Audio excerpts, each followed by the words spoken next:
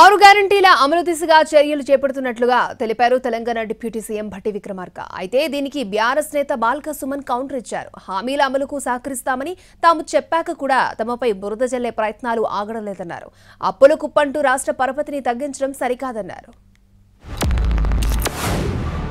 ఇచ్చిన 6 గ్యారంటీల్ని సమగ్రంగా తీసుకోవాల్సినటువంటి చర్యలన్నీ తీసుకోవడానికి ఇప్పటికే మేము 28వ తారీఖు డిసెంబర్ నాడు ప్రతి గ్రామంలో ఈ రాష్ట్రంలో ప్రజాపాలన పేరు మీద ప్రతి 100 కుటుంబాలకి ఒక కౌంటర్ పెట్టి అప్లికేషన్లన్నింటినీ కూడా తీసుకోవడం జరిగింది. భవిష్యత్తులో ఈ 6 గ్యారంటీలకు సంబంధించినటువంటి అంశాలను అమలు చేయడం కోసం తీసుకోవాల్సిన చర్యలన్నీ తీసుకుంటూ దానికి సంబంధించిన సమీక్ష కూడా ఎప్పటికప్పుడు చేసుకునే కార్యక్రమం జరుగుతూ ఉంది.